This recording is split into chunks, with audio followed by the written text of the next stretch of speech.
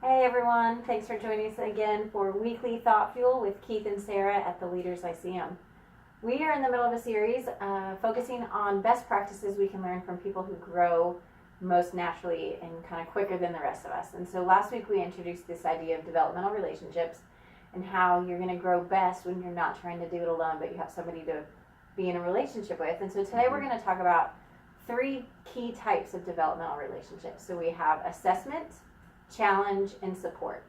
So Keith, do you want to tell us what those 3 things mean? Yeah, so it's really simple, and I think the bigger picture here is that when it comes to developmental relationships, it's not like just a single person often, although you may have a trusted person that you take things to, but 3 different ways. This comes from Ellen Van Belser and her colleagues up at the Center for Creative Leadership and the research that they've done on this and showing the difference that it makes. But essentially with an assessment relationship, it would be like if you and I were going to be in a meeting together and I wanted to work on listening more. I would say, Sara, I'm really going to work on listening more.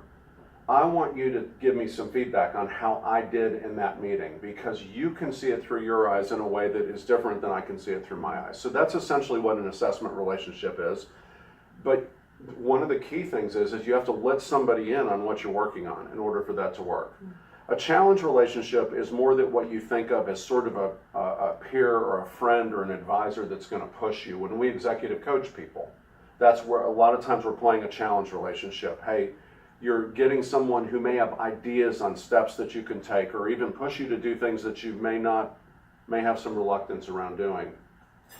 And finally, support relationships include kind of your cheerleaders, but it's more than your cheerleaders. A lot of times when we take developmental steps, we need time resources. We may need money resources. So a lot of times a boss falls into this category. But essentially that's the 3 relationships. And it's a good way to kind of just think, oh yeah, it's bigger than me just sitting down and having a conversation with you. Yeah, so what we'd love for you to do this week is think about those different types of relationships that you might have. Yeah. Think about who might fall in those different categories and maybe pick one and go try to have a conversation, maybe finding someone who's willing to give you feedback in that assessment type of a relationship or if you need a resource or an opportunity from a job, for a job assignment, asking your boss to give you some sort of support in that. So go try it out, and we'll see you next week. So, Lydia, before you cut it off, how do you think we just did on this thing? Just kidding. We'll see y'all next week. Bye.